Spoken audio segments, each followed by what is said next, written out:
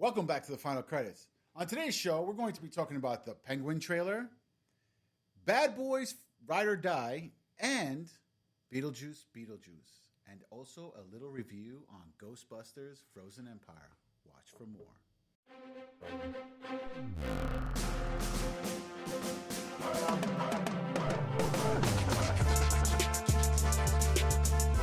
Joining us today, we've got Johnny64.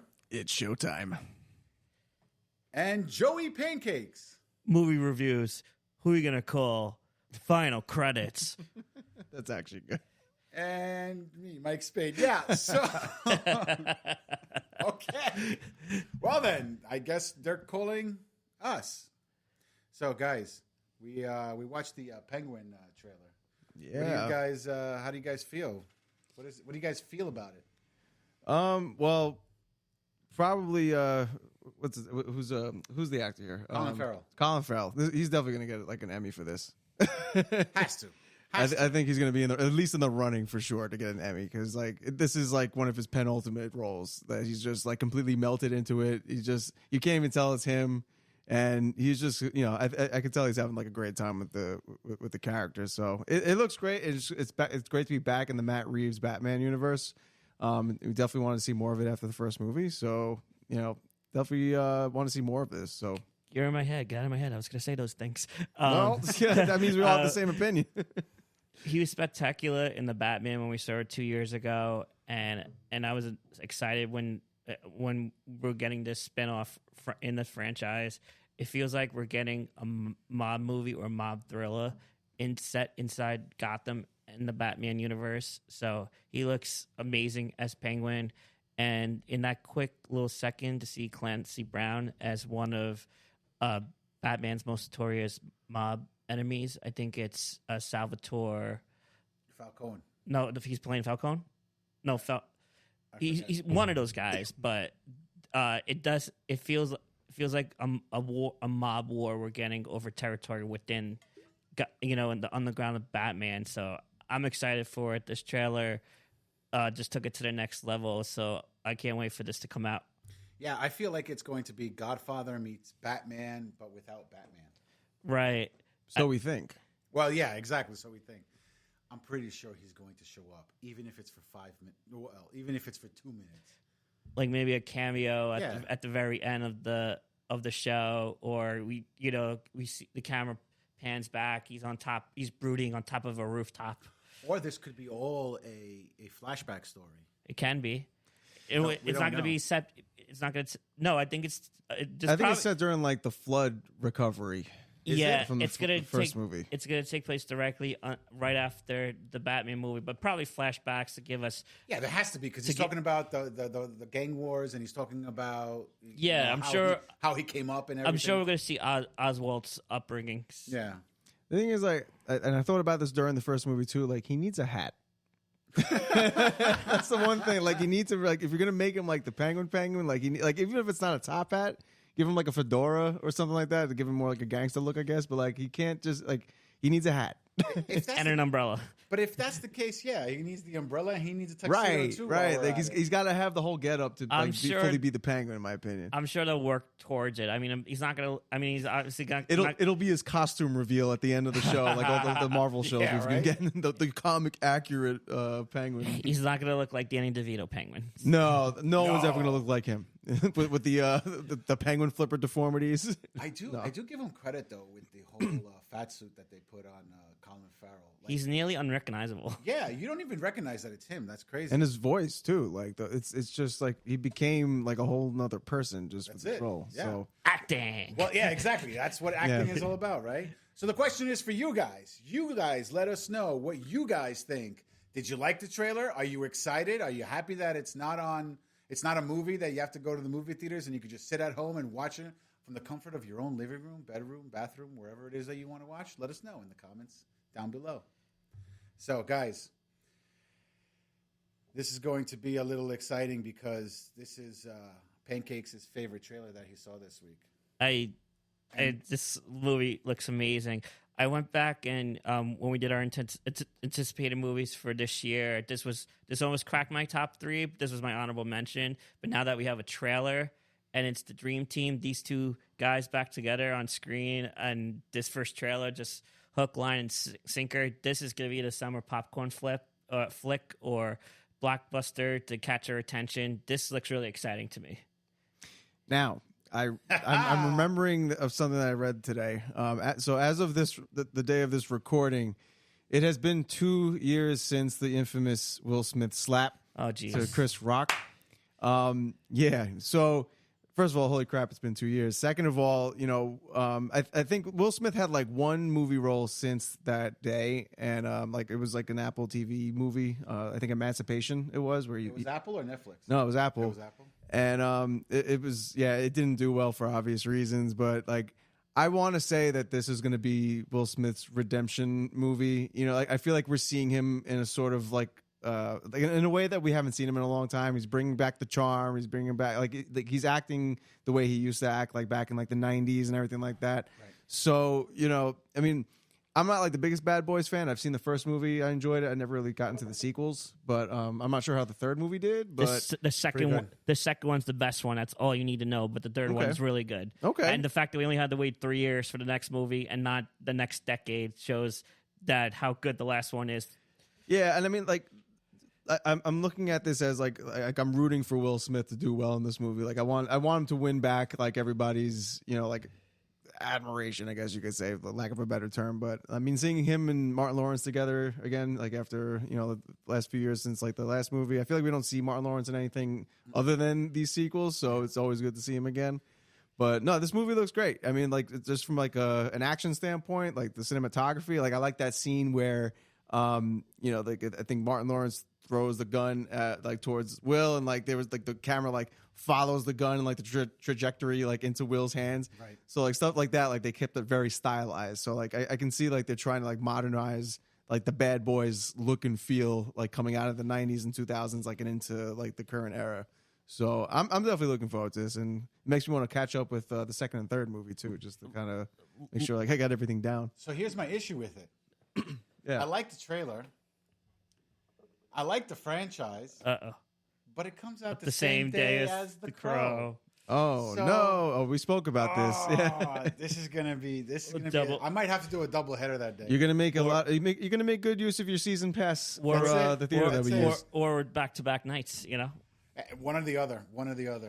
So look, I agree with you on what you said about Will Smith. I hope this is his like redemption arc. Yeah. Almost.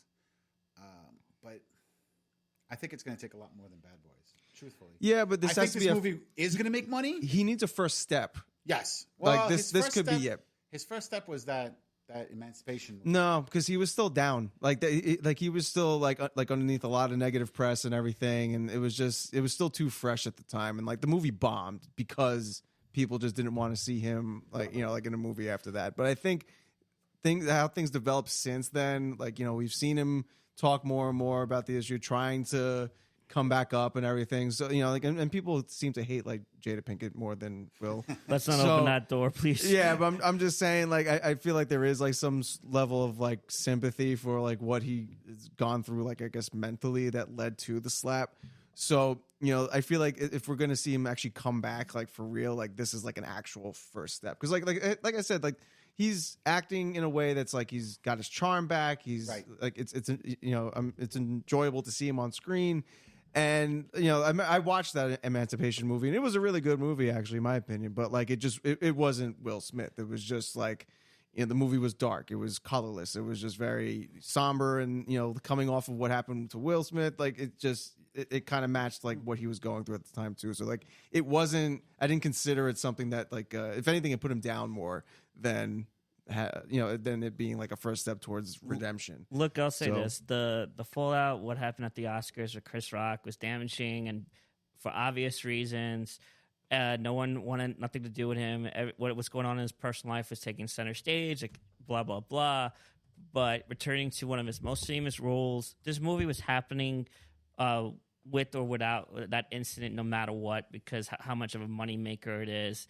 And the duel and the chemistry between him and Martin Lawrence. So no matter what happened, this is Will Smith returning to form. Yes, he still has a long way to go in the eyes of many, but I'm just focusing on how good he is and how funny, and these two, the action sequences and the creative team behind this one and the last one. I think it's on track to be a good movie. Will Smith will come out the other end, at least with this movie, looking like $1 million on his way back to redemption. Yeah, and I mean, like, and that's part of it too. Like, where I feel like it looks like he just like looks good in this movie. Is just that he's like like one of the ultimate buddy cop actors. Right. So like he needs somebody to like bounce off of to make his comedy work. And like him and Martin Lawrence, like you said, like their chemistry together.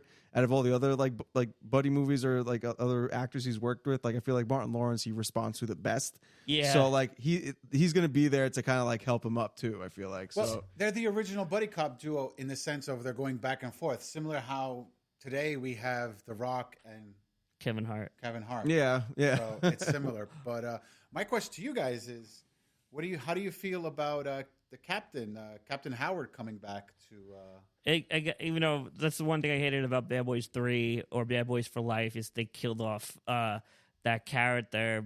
But I guess I think it's an interesting way to bring him back into the fold, and they could work a story off of it to clear his name because he was set up to take the fall, supposing he was working with the drug cartels in Miami within that universe. I think it's I think it's a great setup for the story that we're going to see unfold on screen. But you don't feel like it's forced? Not forced. Like it's one of those tropes in cop movies where it's like, oh, the captain or the detective or somebody is getting framed, and now you got these buddy cop running away from everyone, trying to clear probably their name also, because if they're trying to save the captain's name, that they're going to be blamed for it also. Well, that's the thing though, is that this is like a posthumous redemption for his character. He's dead, right? Right. So we're dealing with the captain, but like we have to go off of anything that because in the trailer, like it shows that he has like a whole bunch of videos, I guess, like like if you're seeing this, I'm dead, and like so they have to go off of, I guess, any clues that he's limited left for them. To those videos. So like I guess it kind of keeps you on your toes that way too. But I mean, I see what you're saying, but at the same time, it's like they're trying to clear the name of somebody who died and somebody who was close to them. So. Yeah. What's always crazy to me is like how far this franchise come, and the two of them, considering when the first movie came out, they were two of the biggest sitcom stars on TV at the time that teamed up, and now this movie franchise has obviously taken on a life of its own. It's just very cool to see where they are. I wish there was more movies, but I wish it didn't take so long between movies, like I mentioned. But I think we're in for a good ride. Well, maybe Bad Boys 5. If Bad Boys 5 comes out, maybe Michael Bay will come back and. Oh no! That's a whole nother story. He set the table with the first two, but let the current people do what they're doing with the franchise now. All right. Well, for you guys, let us know. What do you guys think? Did you like the trailer? Did you hate it? Do you think that this is his comeback movie, or do you think that it's going to flop and The Crow is going to win that weekend in the box office numbers? So let us know down low in the comment section. All right, guys. So this next trailer has been in my top 3 of most anticipated movies of the year. I do remember that. Yeah. And it's none other than what we thought was going to be Beetlejuice 2, but instead has been named Beetlejuice Beetlejuice. A much smarter name, by the way. Oh, hell yeah. That's so genius, because like that already tells us that we're ready for a third movie called Beetlejuice. I agree. Like off the bat, we already know that this is going to be a trilogy, and like years from now, we'll say like we had a Beetlejuice trilogy to enjoy. This title is absolutely perfection. Like it's just, we could throw to number 2. This is the sequel, 36 years in the making, but.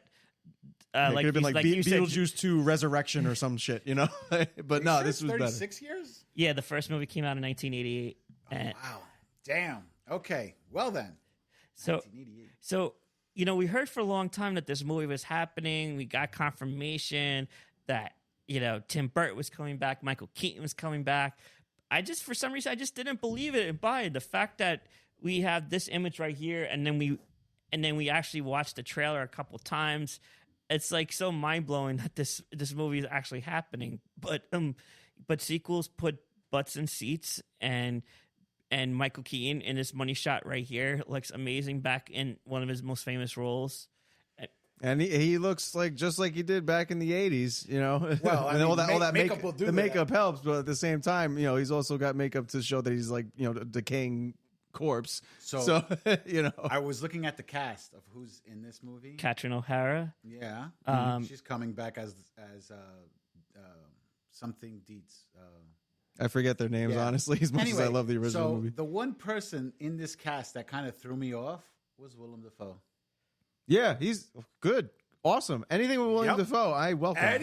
Anything. Like I don't think I've seen him in any movie that I think was bad. But Like, if the movie may have been bad, but him playing whatever character he's playing was phenomenal. he's automatically like a perfect fit for Yeah. like the Beetlejuice aesthetic. Like I can just totally see him being like a crazy fun character, just like, you know, doing his own thing in his own William Dafoe way. And That's it. But the most famous name of them all, besides Michael Keaton, them all, that's Winona Ryder. exactly. Yeah.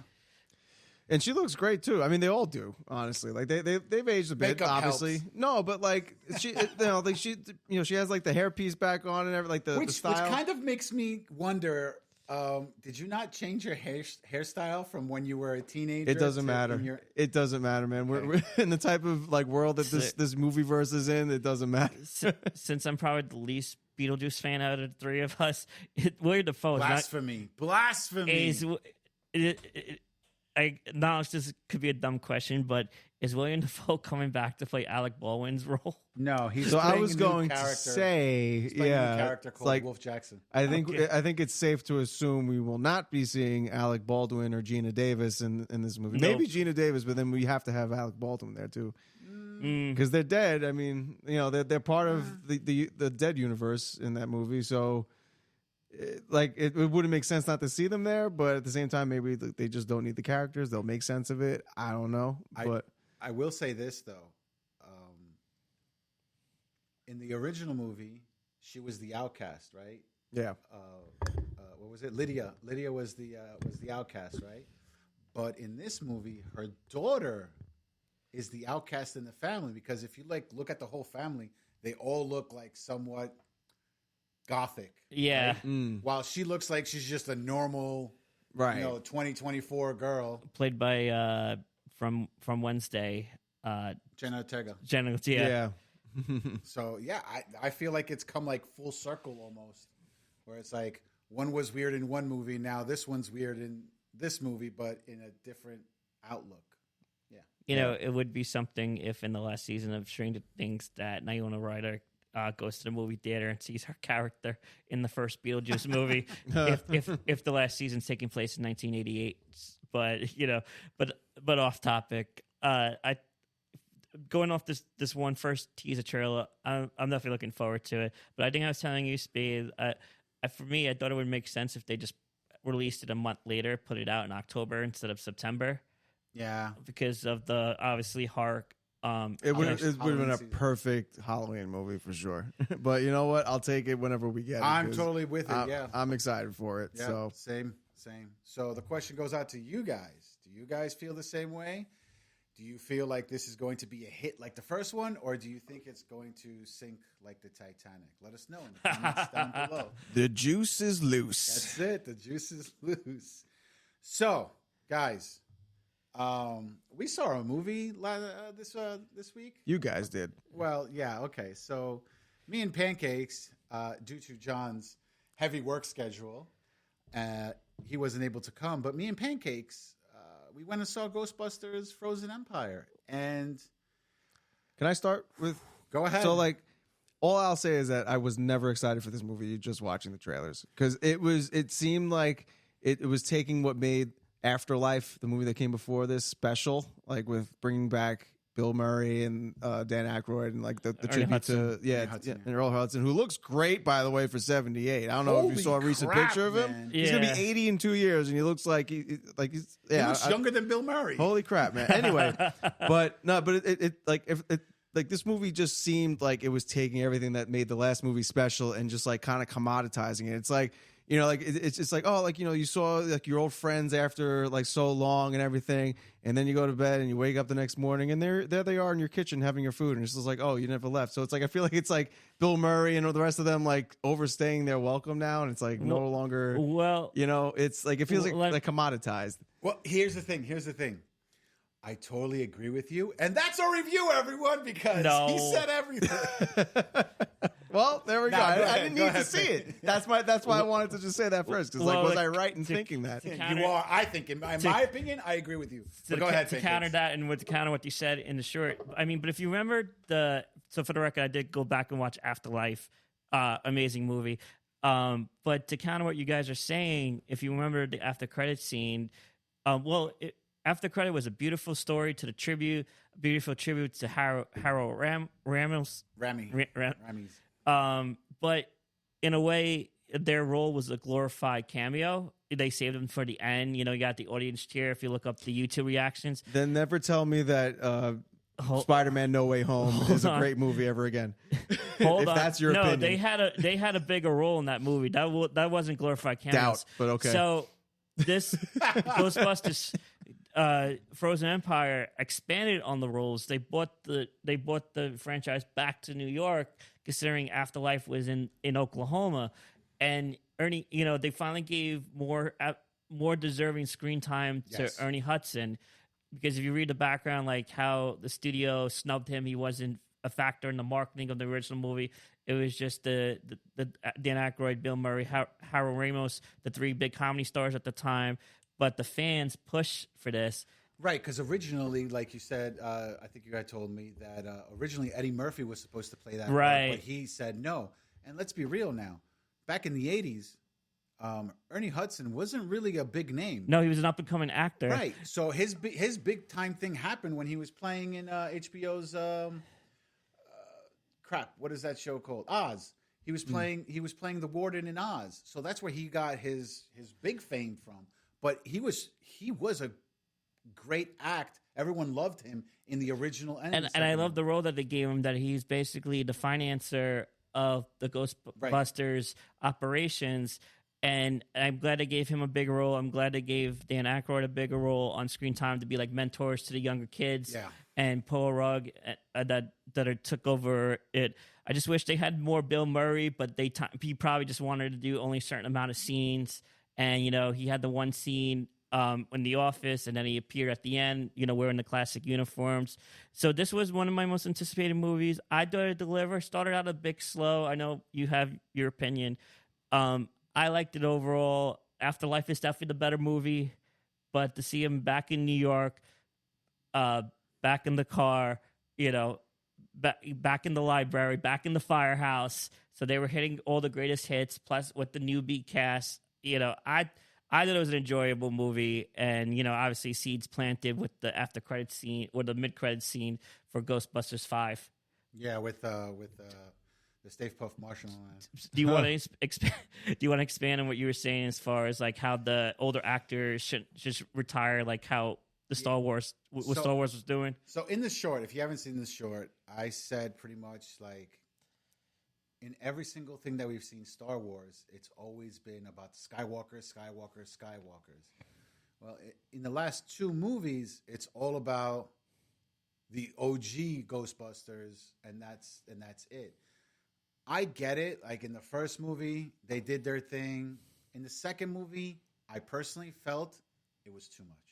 Like you said before, it's like these people, they overstayed their welcome, in my opinion, because the new cast should have been able to progress and become something bigger and better. And I don't feel like that happened in the movie. Like they messed up, they fixed it, but I don't feel like it's been progressed. Like that kid from Stranger Things, I forget his name. Yeah. Okay.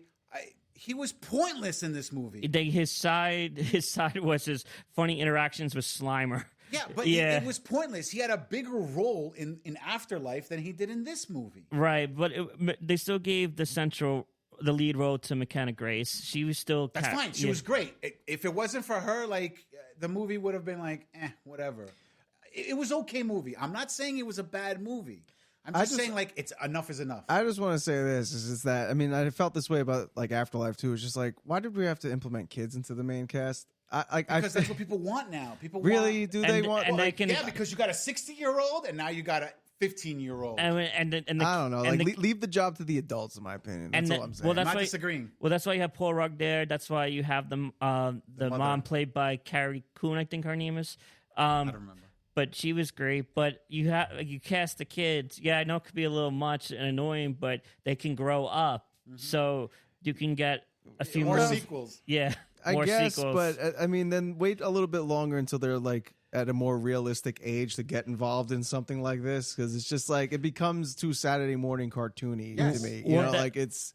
I don't know. Like, that was a plot point in the movie. McKenna Grace's character was like, "Why are you out there? You're 15 years old. You're on the seat that stretches out of the car, going after these ghosts. Yeah, with it's your like proton go home and packs.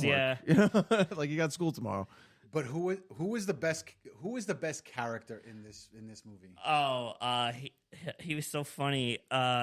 Who was the guy that controlled the fire?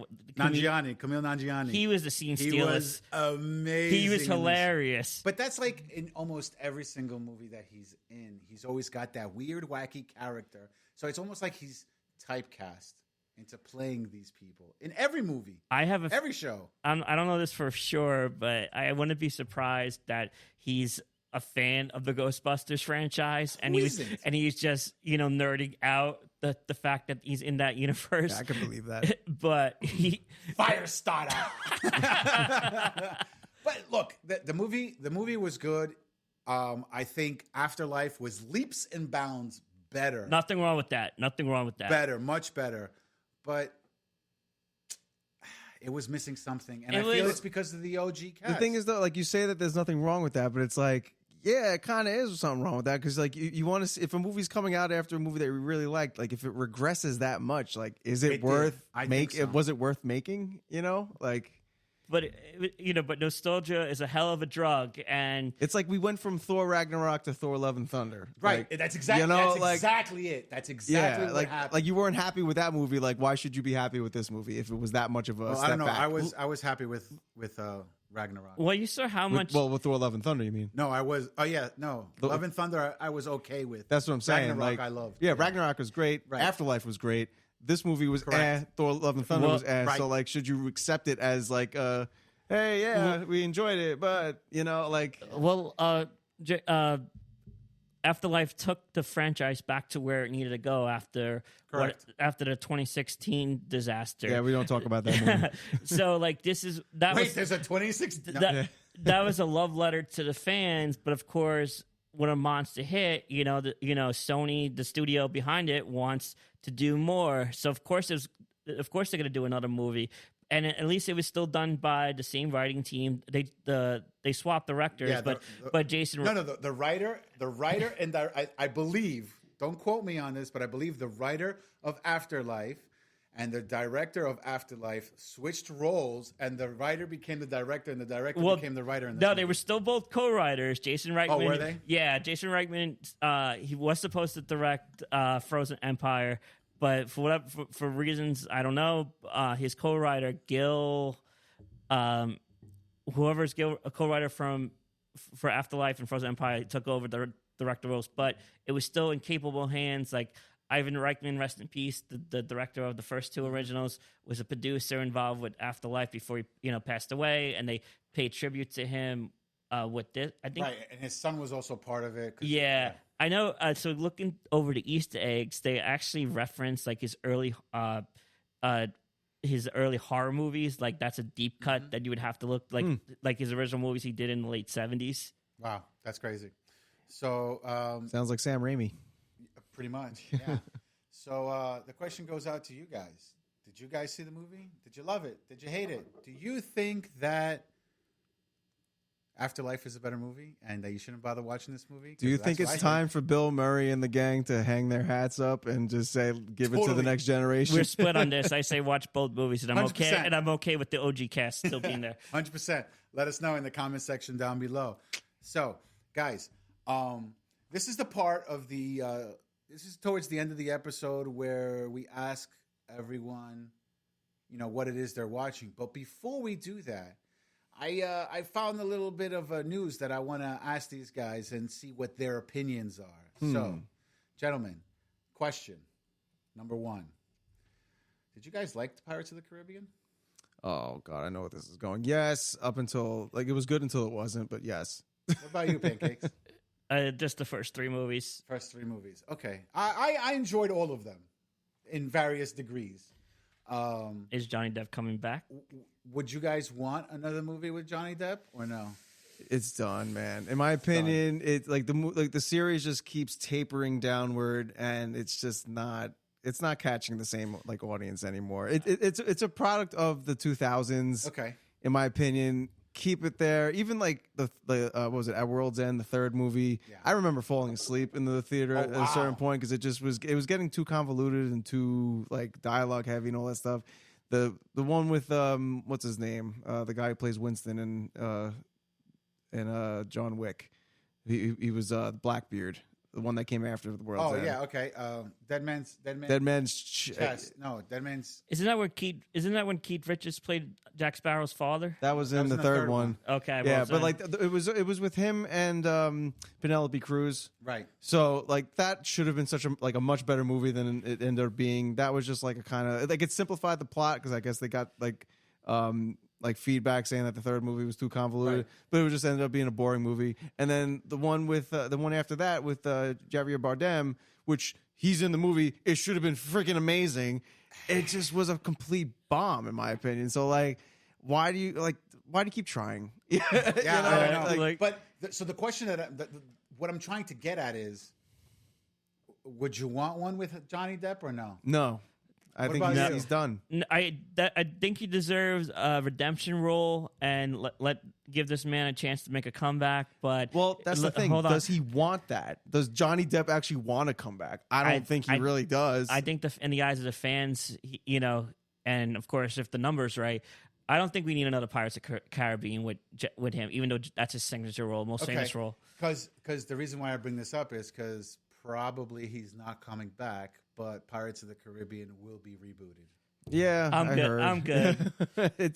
They're gonna do what Hollywood's been doing to movies the past like couple decades, and it's gonna be a reboot. It's not. I don't see it being anything substantial. People are gonna be more pissed about it than happy that it's back. And whatever young actor gets cast in the role of Jack Sparrow, it's gonna get so much hate on the internet. See, that's the thing.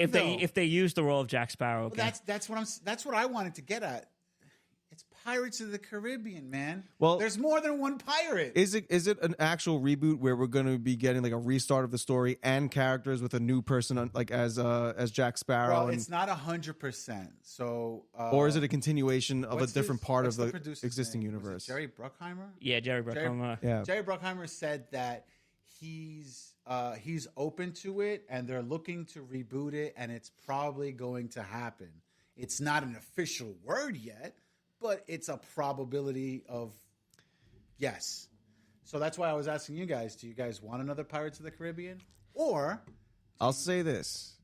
If it ends up starring and if we're rebooting everything and we're getting a new Jack Sparrow, if they cast like Timothy Chalamet, that's it. I'm all for it. It's a $1 billion you saw movie. It coming. Like if we got Timothy Chalamet as it, maybe it's interesting then. But anybody else, I can't picture it being exciting. Well, that's not a Warner Brothers movie because he signed to Warner Brothers. That's not exclusive. It's not exclusive.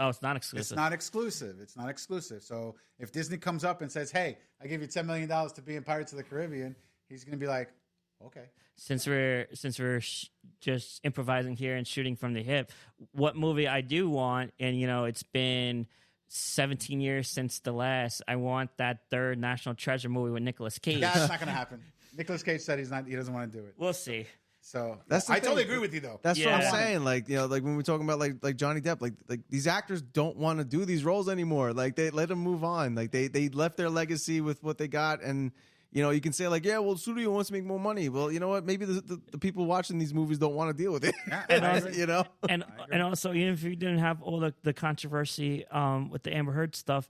Like at what point is he too old? But at the same time, we're also seeing Michael Keaton back as Beetlejuice. So it's it's like a case by case basis. Yeah, I agree. So the question is, what do you guys think? Let us know in the comment section down below.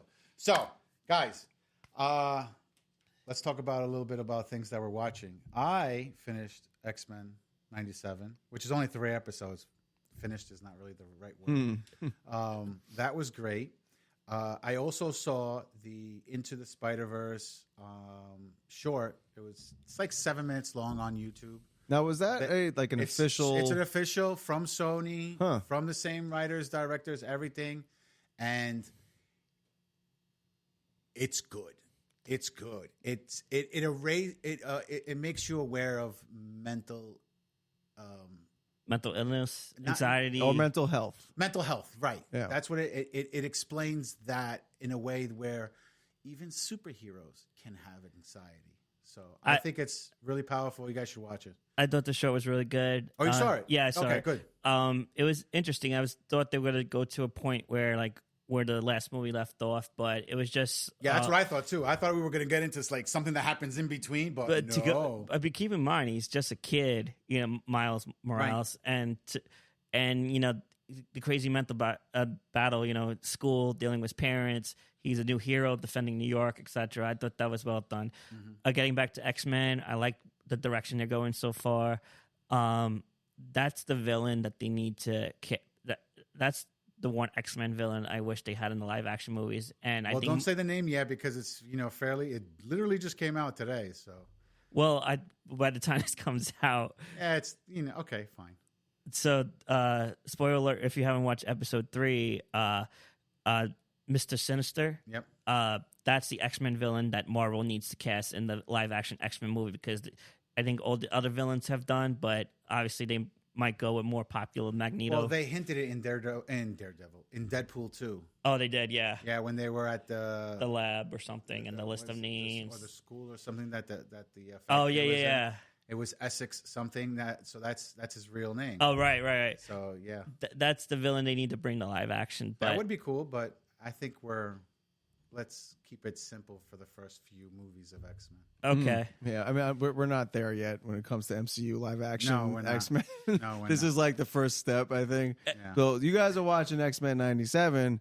I am watching the original X-Men 94 or whatever first came out. 92. 92. So you restarted the whole series. Well, the thing is, you say restarted, but the thing is, I never really watched the whole series to begin with. I only ever caught the show whenever it was on as a kid, but I never got into it.